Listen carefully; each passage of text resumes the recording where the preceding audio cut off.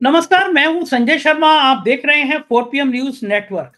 Vote डाले जा रहे थे महाराष्ट्र में, झारखंड में और कुछ राज्यों के उपचुनाव में। लेकिन गोदी मीडिया भी मजबूर था कि केवल वो उत्तर प्रदेश की खबरें दिखाए, क्योंकि उत्तर प्रदेश सरकार ने जो नंगाई की पराकाष्ठा पार कर दी थी, चैनल भी मजबूर हो गए। मुसलमानों पे लाठियां, मुसलमानों को गालियां, दरोगा रिवाल्वर लेके कह रहा है गोली मार दो। उत्तर प्रदेश में ऐसे नजारे दिखे नहीं थे। इन नजारों ने बता दिया कि डर गई है योगी सरकार। और समाजवादी पार्टी के नेताओं ने जिस तरह मोर्चा संभाला, अखिलेश यादव ने जिन तेवरों से प्रेस कॉन्फ्रेंस की, उसने भूचाल मचा दिया।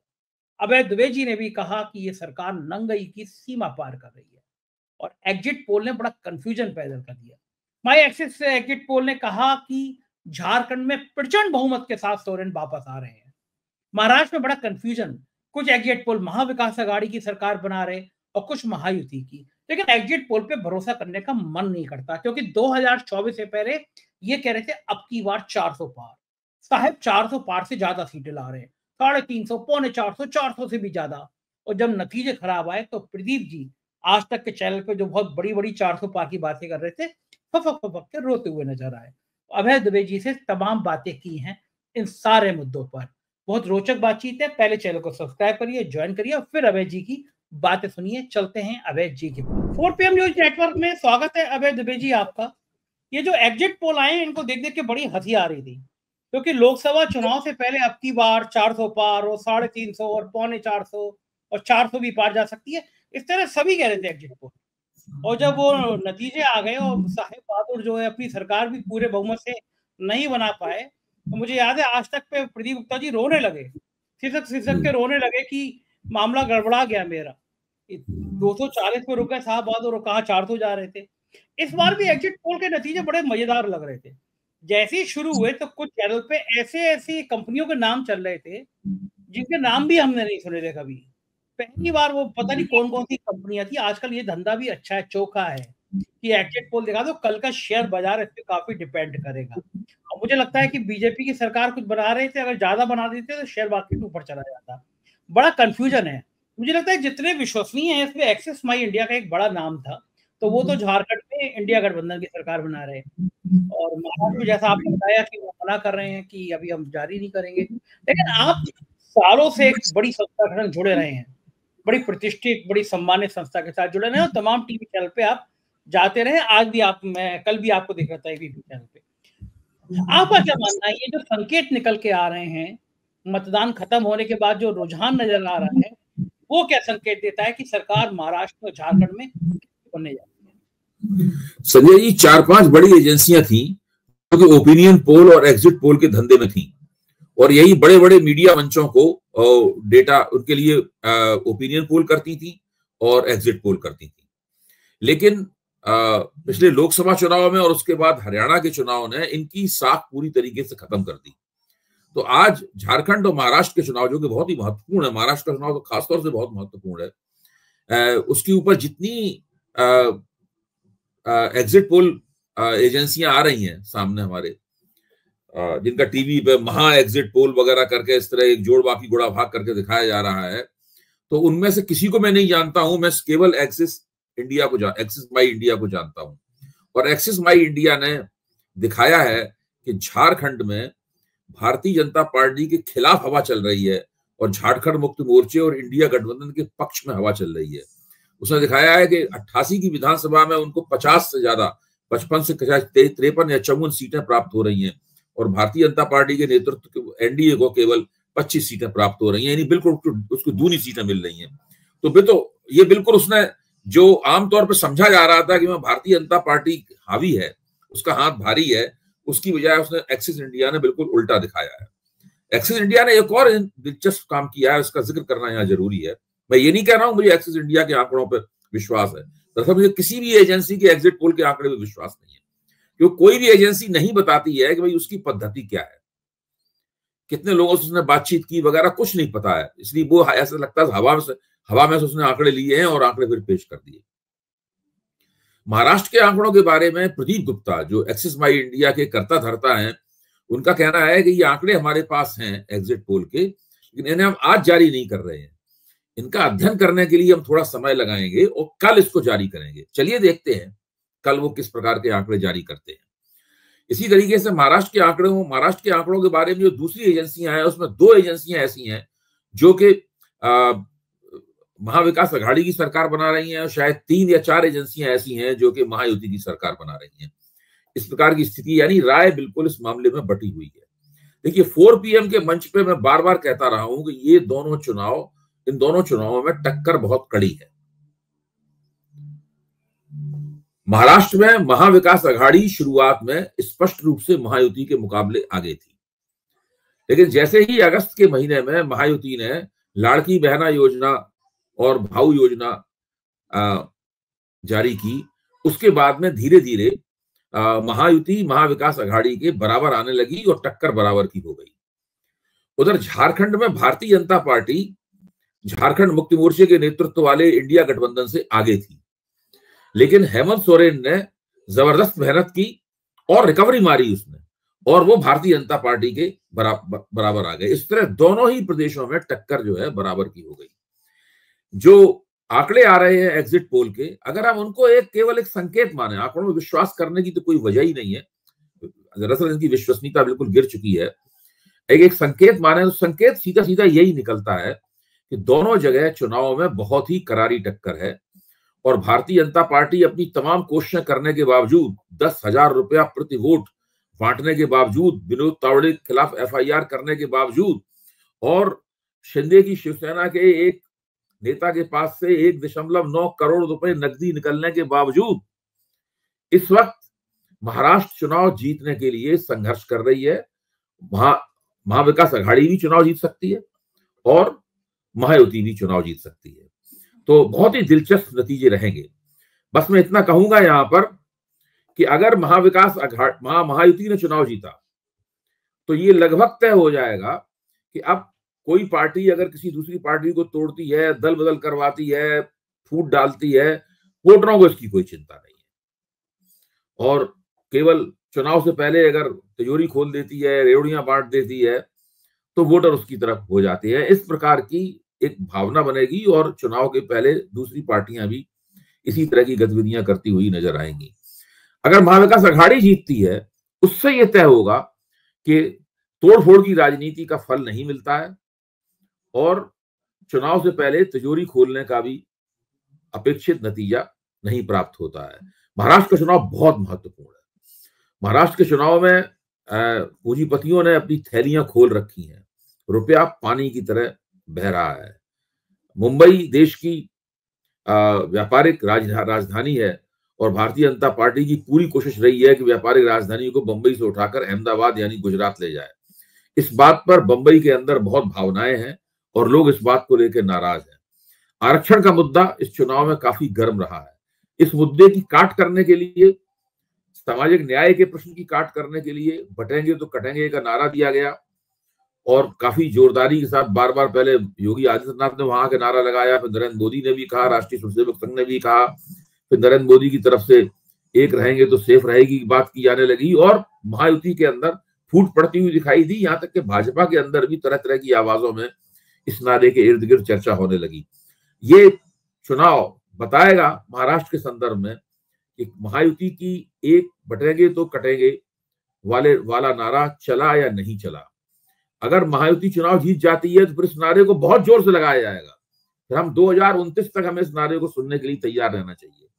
अगर महायुति चुनाव हार जाती है तो शायद हो सकता है भाजपा और संघ के रणनीतिकार इस नारे के ऊपर दोबारा विचार करें। इधर आप झारखंड में देखिए, झारखंड में सबसे बड़ी चीज जो दांव पे लगी हुई है वो क्या है? दांव पे लगी हुई है कि घुसपैठ और मुसलमानों और जिसको कहते हैं लैंड जिहाद, हर चीज को अब जिहाद जोड़ दिया गया है। भाजपा ने इस बार नया हथकंडा निकाला है, हर चीज के साथ वो जिहाद जोड़ देते हैं, यानी विशुद्ध मुसलमान विरोधी राजनीति कर रहे हैं, मुसलमानों के खिलाफ नफरती फिक्रेबाजी कर रहे हैं। अब संथाल परगना में कह ही रहे हैं कि बांग्लादेश के घुसपैठिए आते हैं, आदिवासी लड़कियों से शादी करते हैं ताकि उनकी जमीन हड़पी जा सके। हेमंत सोरेन ने पूछा है कि भाई कहां हमारी सीमा कौन सी सीमा से मिलती है जहां से ये घुसपैठिए आते हैं? तो ये भी झारखंड का चुनाव ये भी तय करेगा कि क्या आदिवासियों को, जैसे उत्तर प्रदेश में कुछ हिंदू समुदायों को मुसलमानों के खिलाफ भड़काया जाता रहा है, क्या आदिवासियों को मुसलमानों के खिलाफ भड़काया जा सकता है? ये है महत्वपूर्ण मुद्दे जिनके आधार पर ये चुनाव लड़ा जा रहा है। दोनों ही चुनाव महत्वपूर्ण है। महाराष्ट्र का चुनाव बहुत ज्यादा महत्वपूर्ण है। देखिए, अगर महायुति चुनाव हार गया तो आप समझिए एकनाथ शिंदे की शिवसेना टूट जाएगी। उनके पास 8 सांसद हैं। वो शिवसेना टूट जाने का मतलब ये होगा कि केंद्र सरकार और भी ज्यादा अल्पमत में आ जाएगी। उसका प्रभाव केंद्र तक पड़ेगा। अजित पवार के पास तो केवल एक ही सांसद है। वो जो अजित पवार को छोड़ के नहीं आएंगे। अगर वो उधर शरद पवार के साथ आए तो वो भी शरद पवार के साथ चले जाएंगे, वरना वो उधर बने रहेंगे। तो उनके उससे केंद्र सरकार की सत्ता पर असर नहीं पड़ता है। लेकिन महायुति के हारने का नरेंद्र मोदी की गठजोड़ सरकार पे भी इसका असर पड़ेगा। ये तो आपने बिल्कुल नया एंगल बताया। बात तो सही है कि 8 सांसद हैं, एक सांसद बड़ा महत्वपूर्ण है, और मोदी जी के जो गृह नक्षत्र चल रहे हैं वो थोड़े खराब ही चल रहे हैं। अच्छा, ये इसका मतलब अगर मान लीजिए ये सरकार नहीं बना पाता है एनडीए गठबंधन, इसका मतलब कि महाराष्ट्र में और झारखंड में अब मोदी का ग्राफ नीचे आ गया बहुत तेजी से। मोदी चेहरा नहीं रहे। सबसे कम रैलियां करी हैं उन्होंने। हर बार इतनी रैली करती थी, महाराष्ट्र में इतनी कम रैली करी है, लोग सवाल करने लगे। आपने ये मुद्दा उठाया था कि बीच चुनाव में वो विदेश चले गए, जबकि चुनाव तो प्राणवायु था उनके। उस चुनाव के बिना वो जीते मरते नहीं थे, वो चुनाव छोड़ के वहां चले गए। इसका मतलब अब ब्रांड मोदी का खात्मा हो जाएगा अगर महाराष्ट्र और झारखंड हारते हैं। देखिए, मैं झारखंड की बात छोड़ ही दीजिए, केवल महाराष्ट्र चुनाव अगर महायुति हार गया तो उससे भारतीय जनता पार्टी को बहुत झटका लगेगा। और 5 जून 2024 को जो नतीजा आया था, जिसमें भारतीय जनता पार्टी ने बहुमत खोया था, उससे विपक्ष को जो आवेग प्राप्त हुआ था, विपक्ष की जो हवा बनी थी, वो दोबारा हवा चलनी शुरू हो जाएगी। हरियाणा चुनाव से झटका लगा विपक्ष को। हरियाणा चुनाव कैसे जीते कैसे हारे वो तो एक अलग बहस है, उसमें हम लोग चर्चा कर चुके हैं। आगे जब भी मौका आएगा फिर चर्चा करेंगे। लेकिन हरियाणा चुनाव हारने से विपक्ष को निश्चित रूप से एक परेशानी हुई थी और उसकी हवा थोड़ी सी, जिसे कहते हैं, मंद हुई थी। लेकिन अगर महाविकास अघाड़ी ने चुनाव जीत लिया तो मुझे पक्का यकीन है कि फिर उसके बाद विपक्ष पीछे मुड़कर नहीं देखेगा। अच्छा, बताइए कि अभय जी, अगर ये चीजें उल्टी होती हैं, दोनों जगह महायुति जीत जाती है, तो क्या असर पड़ेगा? मोदी जी का ब्रांड और मजबूत होगा, फिर क्या सीन होगा? देखिए, मोदी जी का ब्रांड मजबूत नहीं होगा इससे। देखिए, ये अब वो बात नहीं रही जो 2015 में थी, 2014 में थी और 2019 में थी। वो बात अब नहीं रही। मोदी जी का ब्रांड मजबूत नहीं होगा। ये आप कह सकते हैं कि केंद्र की जो गठजोड़ सरकार है उसका स्थायित्व थोड़ा बढ़ जाएगा, वो मजबूत होगी। क्योंकि मोदी जी के तो उत्तराधिकारी की तलाश की जा रही है। भारतीय जनता पार्टी के अंदर जो बहस हो रही है, जिस तरह की बातें उछल रही है, बातें निकल के आ रही है, उससे साफ लगता है कि सब लोग अगले 5 साल, यानी अगले जो बचे हुए 4 साल हैं, इन 4 सालों में भाजपा सरकार का नेतृत्व कौन करेगा, कौन कर सकता है, कौन अपनी दावेदारी कितनी जोर से पेश कर सकता है, इसकी तमाम पूरी पेशबंदी वहां पे होने लगी है उसके अंदर। और इसीलिए मोदी जी वहां चले गए हैं, विदेश चले गए हैं, क्योंकि मोदी जी जानते हैं कि उनको अब बहुत कुछ बचा नहीं है उनके लिए राजनीति में। उम्र भी उनकी हो रही है, जाहिर है 2029 तक उनकी उम्र भी काफी हो जाएगी मोदी जी की। तो ऐसी स्थिति में वो तो अपने रिटायरमेंट पैकेज के बारे में सोच रहे होंगे। जब तक राष्ट्रीय स्वयंसेवक संघ उनका उत्तराधिकारी नहीं ढूंढ लेता तभी तक वो प्रधानमंत्री हैं। अच्छा, ये तो बड़ी खराब बात होती है। महाराष्ट्र हार गए तो लगेगा उनको कि इतनी मेहनत करी, अपना एक राष्ट्रीय महासचिव जो अध्यक्ष हो सकता था, वो बेचारा पैसे बांटते हुए पकड़ा गया, इंटरनेशनल फजीयत हुई। लोग पूछ रहे थे कि भैया ये सारा धन कहाँ से लाए हो, किसके यहाँ से? राजीव कांग्रेस पूछे किसकी सेफ से निकाल के लाए हो इतने करोड़ रुपया, और हार गए तो और ज्यादा फजीयत होगी। देखिए, विनोद तावड़े तो पकड़ गए। वहां तो इंडिया गठबंधन के एक एमएलए उम्मीदवार को पता था, इसलिए उसने छापा मार दिया। फिर चुनाव आयोग को भी मजबूरन कार्रवाई करनी पड़ी। फिर ये खबर कम आई है, लेकिन भास्कर के पहले पन्ने भी ये खबर प्रकाशित हुई है कि शिंदे की शिवसेना के एक व्यक्ति के पास 1.9 करोड़ रुपया बरामद हुआ है, कैश। तो वहां पर ऐसे आप अंदाजा लगा सकते हैं कितने बड़े पैमाने पर रुपया नकदी वहां पर तैर रही है और लोगों को बांटी जा रही है। महाराष्ट्र का चुनाव मुझे लगता ही है कि विधानसभा चुनावों में सबसे ज्यादा महंगा साबित होगा, क्योंकि जब नकदी बंटने लगती है तो फिर चुनाव की जो कीमत है, चुनाव का जो खर्चा है, मतलब जो है महंगा, बहुत महंगा चुनाव साबित होने वाला है महाराष्ट्र का चुनाव। अच्छा, क्या सीन होगा अगर मान लीजिए महाविकास आघाड़ी की सरकार बन गई तो शिंदे साहब का क्या हाल होगा? उद्धव क्या करेंगे? शिंदे टूट जाएगी। शिंदे साहब का पॉलिटिकल करियर खत्म हो जाएगा। शिंदे साहब का राजनीतिक करियर खत्म हो जाएगा। शिंदे साहब के जो भी एमएलए और एमपी होंगे वो सब इधर आ जाएंगे उद्धव ठाकरे के पास। अभी क्या है, आप देखिए, इस बात को समझते हुए जो ये तथाकथित एग्जिट पोल करने वाली एजेंसियां हैं, आप इनके अगर आंकड़ों को ध्यान से देखें तो आप पाएंगे कि वो खास तौर से एकनाथ शिंदे की शिवसेना का प्रदर्शन बहुत बेहतर दिखा रहे हैं और उद्धव ठाकरे की शिवसेना का प्रदर्शन कमतर दिखा रहे हैं, क्योंकि उनका स्ट्राइक रेट दिखा रहे हैं 33 से 35% के बीच में, उसका स्ट्राइक रेट दिखा रहे हैं 60% के बीच में, क्योंकि वो जानते हैं कि एक्यूलीज हील जिसको बोलते हैं ना, कमजोर कड़ी, यहीं पर है। तो इसको दिखाने क्या फर्क पड़ा? एकनाथ शिंदे के लोग उनका साथ छोड़ देंगे। नहीं, इसको दिखाने का क्या मतलब है? इसका आप इस लाइन का क्या मतलब निकालेगा कि शिंदे का ज्यादा दिखा रहे हैं? तो इसका मतलब ये है कि सब ये लोग चाहते हैं कि उद्धव ठाकरे की शिवसेना अच्छा प्रदर्शन करे। उन्होंने सबने दिखाया है कि भाजपा का प्रदर्शन, भाजपा का स्ट्राइक रेट 60% ज्यादा है, 60% या उससे ज्यादा है। शिंदे की शिवसेना का स्ट्राइक रेट भी 60% या उससे ज्यादा दिखा रहे हैं। तो वो इसलिए दिखा रहे हैं क्योंकि वो जानते हैं कि उद्धव ठाकरे की शिवसेना जैसी बर्बाद होगी हारने के बाद में, वैसी महायुति की राजनीति भी समाप्त हो जाएगी, महायुति का अस्तित्व भी समाप्त हो जाएगा। महायुति का अस्तित्व बने रहने के लिए बहुत जरूरी है कि वो चुनाव जीते और सरकार बनाए। गाना से ना मुझे वो गाना याद आ रहा है, मार दिया जाए या छोड़ दिया जाए, वो तेरे साथ क्या सलूक किया जाए। तो उद्धव ठाकरे ऐसी शिंदे के फोटो देखकर या शिंदे को देखकर ये वाला गाना गाएंगे अगर सरकार बन जाएगी तो, है ना? देखिए, उद्धव ठाकरे, शिंदे को तो कोई वापस लेने वाला है नहीं, क्योंकि शिंदे ने तो जो किया है वो उद्धव ठाकरे ने कभी सोचा भी नहीं था कि ये बंदा मेरे साथ ऐसा कर सकता है। लेकिन जो एमपी हैं उनको ले लिया जाएगा, जो स्थानीय नेता हैं उनको ले लिया जाएगा, फिर उनके पास स्थानीय स्तर पे वो काम करते हैं, ऐसे लोगों की किसी भी पार्टी को जरूरत होती है। जो एमएलए जितने चुन के आए हैं वो सब ले लिए जाएंगे, जो जिनकी आगे जो मजबूत हैं, जो दूसरे नंबर पर रहे हैं या तीसरे नंबर पर रहे हैं, उन सबको भी ले लिया जाएगा। तो वो जो एकनाथ शिंदे हैं वो अकेले रह जाएंगे। वो थाने के नेता थे, अब थाने के भी नेता नहीं रह जाएंगे।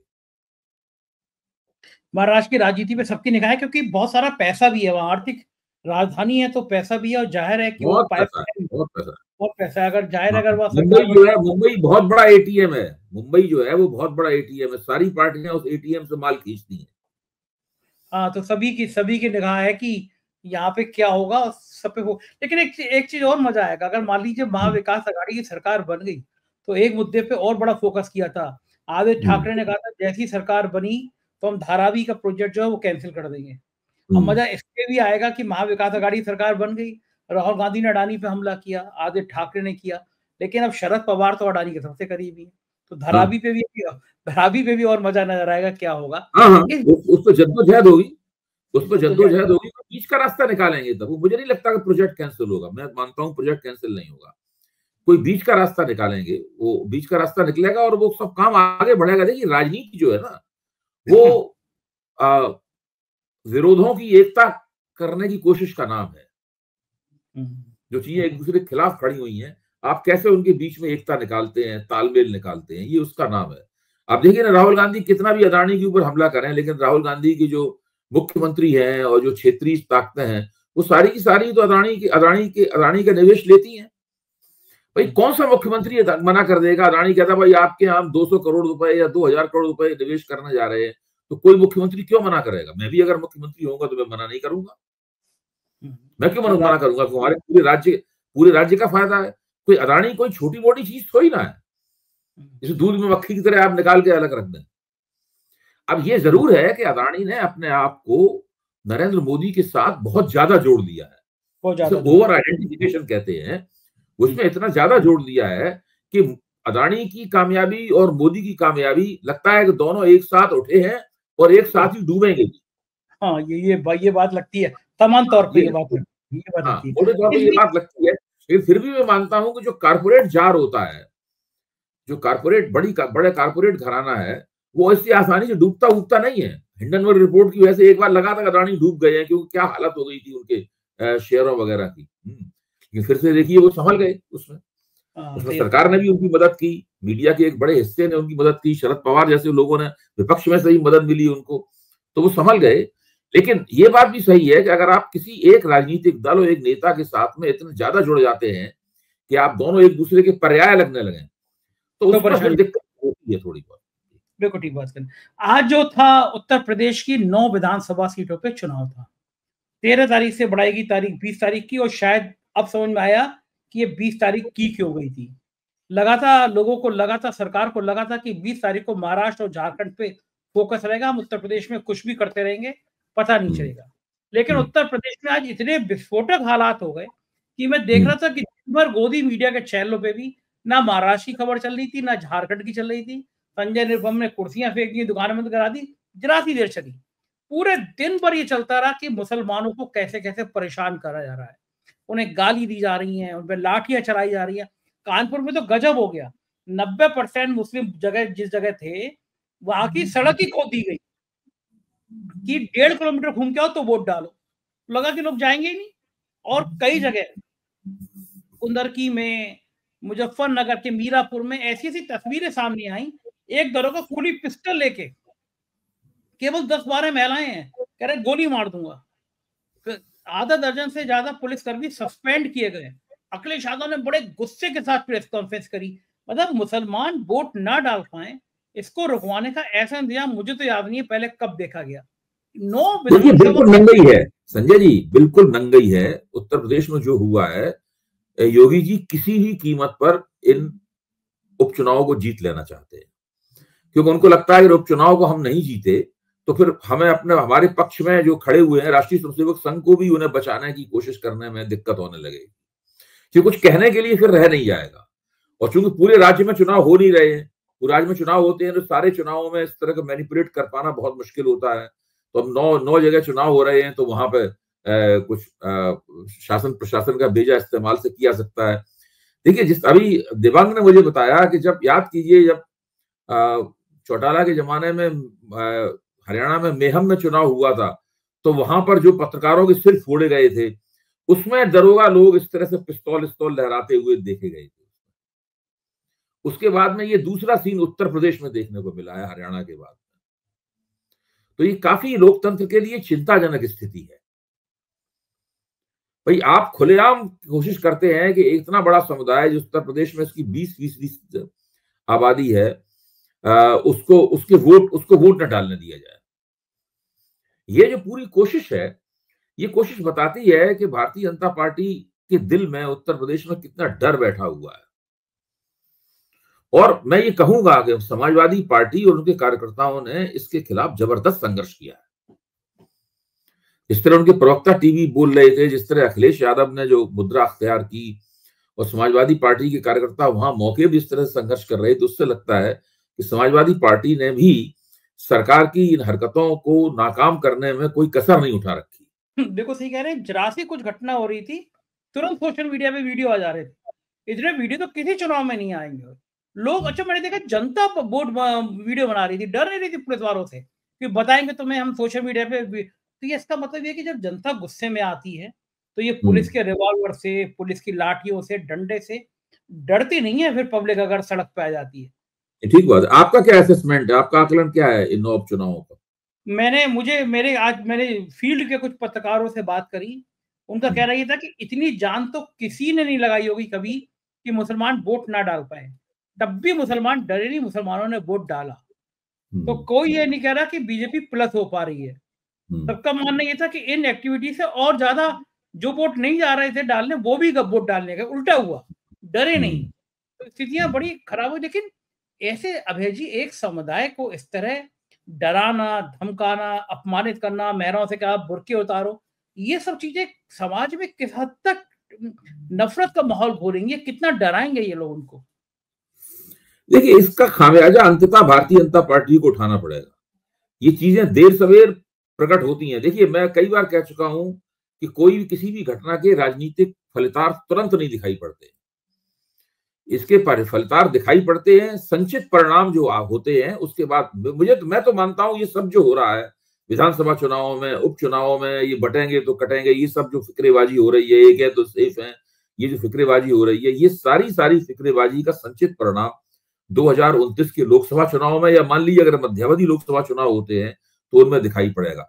देश की बुनियादी समस्याओं को हल करने की बजाय बांटो और राज करो की जो उपनिवेशवादियों की, अंग्रेजों की नीति थी, उस नीति पर चलते हुए समाज को बांटकर अपनी सत्ता बचाने की कोशिश हो रही है। देखिए, नरेंद्र मोदी के जो पहले 10 साल थे उनमें ऐसा लगता था कि भाई इनकी सत्ता स्थिर हो गई है, इनको हराना मुश्किल है, ये अब नए से नए मुकामों की तरफ जाएंगे, जो हिंदू राजनीतिक एकता बनाई है वो और लगातार मजबूत करते जाएंगे। इनमें इतना आत्मविश्वास आ गया था कि ये कहने लगे थे कि मुसलमानों के साथ में, पसमानदा मुसलमानों के यहाँ मैत्री रैलियां निकाली जाए।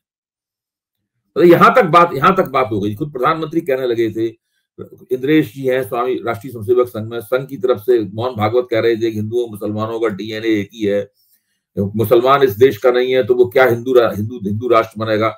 इस प्रकार की बातें कही जा रही थी। उससे लग रहा था कि भाजपा को हिंदू समाज के समर्थन का पूरा आश्वासन है, पक्का आश्वासन है।